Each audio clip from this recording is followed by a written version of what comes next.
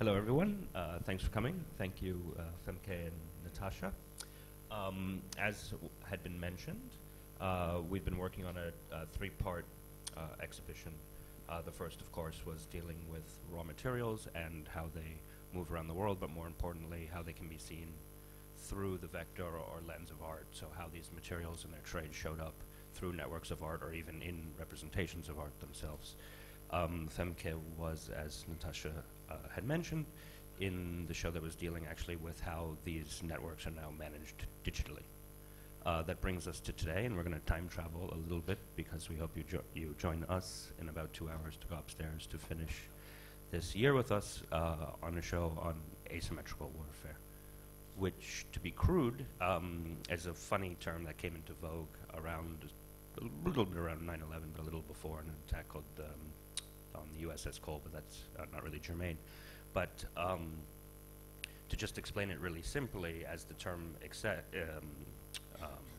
implies, asymmetrical, is it's a study of warfare in which means are not shared, which there's not, as we talk today about inequity with finances or so on and so forth, there's also an inequity of access to technology and access to tools. So said in another way, that could be someone with a rock against someone with a machine gun, for example, someone with radar, someone with a cell phone, and so on and so forth. And we'll get into that a bit, but I wanted to bring up just a quick other form of asymmetry that's very important, and it's something James and I have been discussing for a very long time now. By the way, everyone's bio is in that little packet, so if you want to read more about everyone, they're inside the program. And this is a concept called the asymmetrical information, which comes from two economists, one named Stiglitz, one named Akerlof, who ultimately won the Nobel Prize for it. And what they say is that in every human interaction, you have something that's kind of analogous to buying a used car. And in that buying of the used car, there's the car owner who knows a certain thing about the car, and there's the buyer who knows less. And that they don't have perfect information, which is the concept, neoliberalism, whatever, we can talk about that later, believes that everyone has the same access to information all the time. In fact, many economists have proven that is not the condition of humans, and maybe it's something we'll strive for. And I just want to preface that because I think James and I will start, as Femke had already been intimating, this idea of what is equal access to information, what is equal access to disclosure, which is the other side. So if everyone were to know the same thing, that all that information has to be free and all that has to be out there. But before we get there, although I think this will get us there very quickly, thank you for joining us, James. Thanks. Hi. Are you on? Yeah? Yeah. You want to tell us a little bit about what's behind you and what we might see in 2 hours? Yeah, absolutely. So the works that I have here in the exhibition upstairs are three works in an ongoing series of images that they're called the Fraunhofer lines. And this behind me is a Fraunhofer diagram. And Joseph von Fraunhofer was a German physicist who in the 18th century was one of the first people to he wasn't the first to split light through a prism. So when you shine light through a prism, you can create a kind of rainbow, separate out the spectrum. But he was the first person to really see that within that spectrum there were gaps, there were absences, and that he was the first to draw those absences and make diagrams of them and start to explore what it meant that there were gaps in the light that was coming from the sun. And from that it was possible to start working back towards the chemical composition of the Earth's atmosphere, of the sun itself, and onto other forms of spectroscopy, which are a huge part of science today.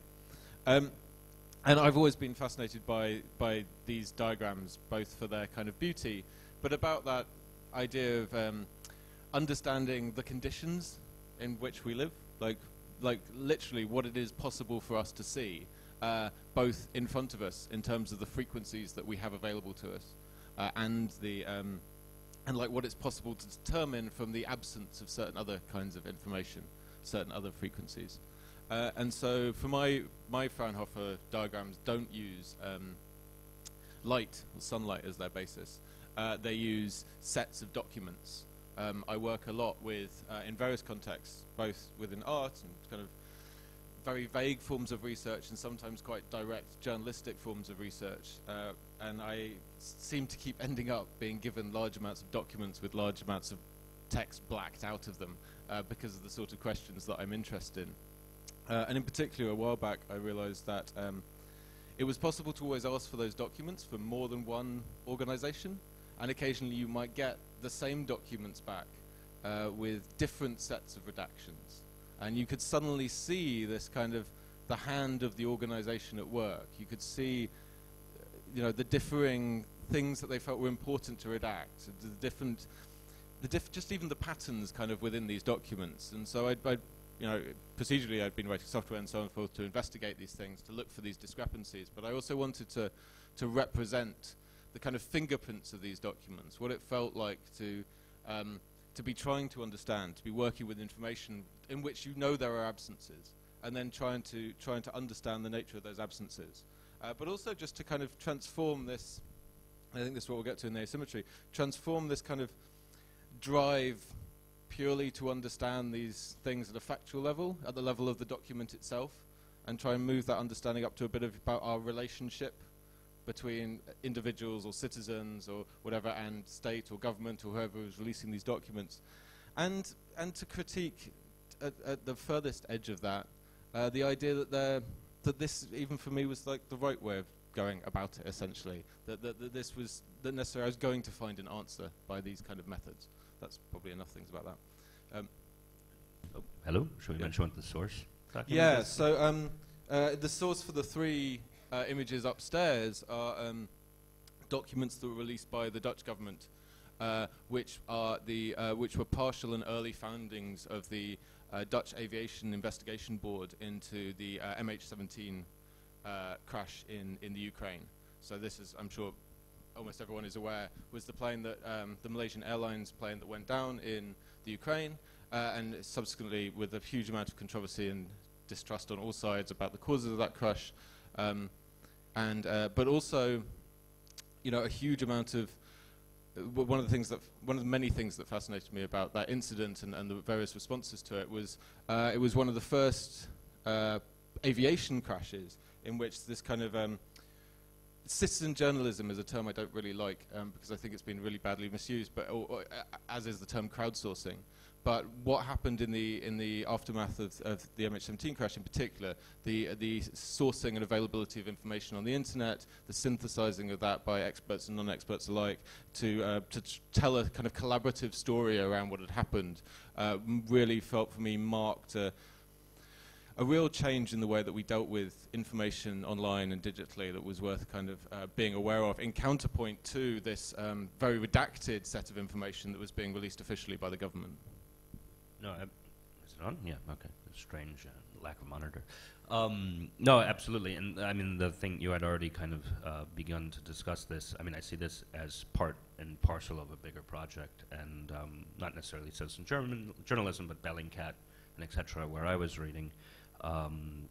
Similar thing where people are doing their own constructions of possibility, but particularly because the redacted document is a top-down document that's given to you from an official source that then is supposed to be accepted as the sort of But I know in your work preceding even this series, you've done a lot of things with flight tracking software and so on and so forth. Do you mind sharing a little bit about what you were doing and why and what you were revealing? Yeah, well, the planes in general seem to, really not intentionally, they just become one of those kind of recurring things in the work because they always seem to be very clear. So yeah, there's the drone shadow, which you may or may not have seen, which is on the street outside, which is also, is a work that has been created by the institution, but according to instructions that I have been putting out for a while. And planes have cropped up in other places as well. But particularly, there's a lot of these investigations that for me have started with plane tracking in particular, because there's a number of brilliant websites where you can see all the planes that are in the sky at any one time. And there's very few things that even today on the internet that make me go, that is completely and utterly incredible. But the ability that we can see most of the flights in the air at any one time, for any of us can go look that up, is to me like having a kind of superpower. And that's something that should be kind of, recognized in that way. But I tend to use that for things it's not intended to, like, for example, tracking deportation flights, which is something that the UK and other European governments do, and have used those software for for kind of looking into other kind of archives. But also, you know, again, beyond that is the fact that for me this infrastructure of aviation is another of those incredibly vast, Femke's already spoken very eloquently about these vast, intangible infrastructures that we know they're there, and we know that our entire society, culture, civilization is kind of running on these things, but we don't see them directly very often. We don't perceive them immediately to us. They're generally hidden behind these. Even aviation. Aviation's a good example. If anyone knows, there's an essay that I adore, which I advise everyone to read, called The Future Nauseous, by a writer called Venkatesh Rao. It's online, in which he talks about how removed we are from actual aviation, that we've domesticated the wonder of flight to a degree that it makes us all kind of irritated and annoyed when we have to do it, rather than being completely amazed that we're flying through the sky. And it's been domesticated to such an extent that actually real exposure to it would literally make us throw up. Like if a plane flew like it can, rather than it just does when we're on it, we would literally be sick. And so that's what I mean by that. By studying these infrastructures, as Femke has been talking about, and as I talk about through studying the aviation infrastructures, or you know the mechanics of these things, you can start to approach very clearly some of the deeper truths about the power structures or human relationships that kind of lie beyond them. Yeah, absolutely, and also as a sort of segue to, or a sort of allusion back to what Femke was talking about, Trevor Paglen, who's of course in both shows, who's upstairs as well, he and I were talking, and he also maps these undersea cables, and likewise they're hidden because most of them are militaristic or have financial reasons in which people want to obscure them. However, simultaneously, since they are expensive and since they carry so much important information, they don't want ships running into them and knocking them out. So they publish often other maps that you need to reverse engineer or whatever to try to figure out backwards or parallelly construct what these things are. And why I bring that up, since we've been having, you and I, a long discussion about not only what is seen, what is not seen, what is disclosed, what is transparency, I wonder if you would mind talking a little bit about the fact that, in fact, there is actually ubiquitous information out there, and there are many ways to get into things. However, through forms of obscuring them or making them illegible, we're sort of being denied access to things that are actually right in front of us. Yeah, I mean, I'm continually trying to talk about this in ways that doesn't just kind of butt up against like railing at power or like shouting, yelling at the government or like turning it into a kind of big evil conspiracy thing. But I mean, the simplest way of talking about it obviously is just to go like, you know, so I always have to just pull out, like, how many people actually open this thing up, understand how chips function, and do all that kind of stuff.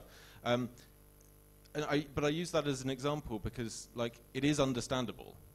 Like, you can learn how it works. You can study, you know, and I really only using code as an example. I can use, you know, any other system, the legal system being a pretty much direct corollary, a system that's very large and very complicated, in which we often don't feel like we have access to most of the information. But most of the information is available and out there. And so the question is not like what information is necessarily being hidden from us, but it's like what information are we not seeing, essentially? Like, do we not understand how to go looking for? Or are we, or like, why are we not bothered about it? I think anyone who also makes the kind of work that I think several people in this show make, and a lot of other people we know, which is quite kind of expositional, that is attempting to communicate about quite specific issues, or, I mean, we hopefully have with far wider implications and kind of higher thoughts as well, but often using, you know, quite specific contemporary events to talk about them. I've completely lost where that was going. It's often easy to get frustrated when, like, other people don't seem to care about those things. So, like, it's as much trying to, like, point people towards some of these ways of thinking or ways of understanding as much as it's kind of uncovering the thing itself. But since you mentioned Trevor in particular, I will rip off something he said to me in terms of that question about, you know, this continually trying to make information open or trying to make it accessible. Like, what is the information that we're kind of trying to get across, or why? And the thing that Trevor said that really stuck with me, and that I've used to annoy people ever since, is he said that WikiLeaks and the NSA are, have the same plan. They have the same strategy. They're doing the same thing.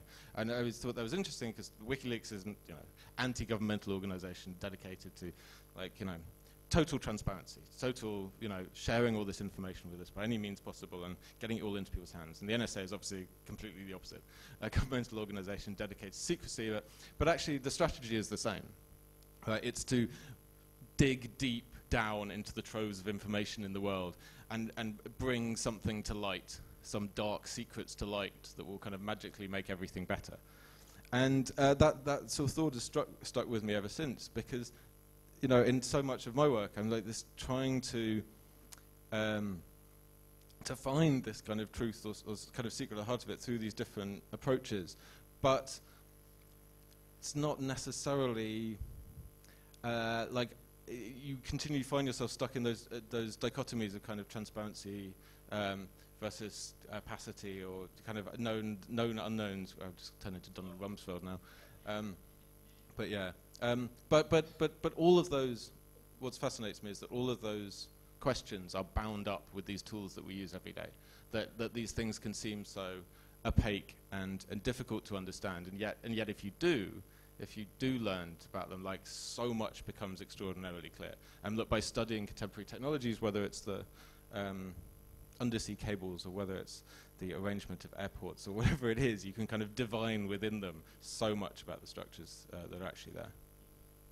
Absolutely. I mean, I think it's interesting, though, when not to parallel, which is a very important parallel, let's say NSA versus WikiLeaks, but more WikiLeaks versus ultimately the Snowden and what Glenn Greenwald and Laura were doing with Incept, where they said, yes, you can flood all the information like Assange, but that in itself then kind of neutralized, in the sense it was like information overload, whereas Glenn, being a journalist, specifically withheld information and specifically released them in timed ways to deal with their reception, and simultaneously to whatever exposing truth or something, he was saying it needs to be packaged in such a way that then it becomes, for lack of a better term, emotional, or some sort of a charge to it, which I think is similar to what you were iterating about, these sort of signposts or flags, or these works may be itching at a bigger issue, and maybe some people recently have taken qualms with them only being that signpost, but that's a very significant thing to get into. So thanks for bringing that one up. But just housekeeping, how are we on 3 minutes? Do you have any so big ones you want to drop? Making wild, vast analogies, then yes, this is the difference between that kind of complete wild opacity and a more kind of journalistic approach to it is not entirely dissimilar to the process of taking these sorts of information and changing their nature somewhat through turning them into visual artworks or into kind of other things. So these are ways of looking for different ways of approaching this information, both kind of conceptually but also experientially as well. Wonderful. Yeah. Should we call it a day? Yeah. Thanks so much, James. Thanks, everyone. Thank you.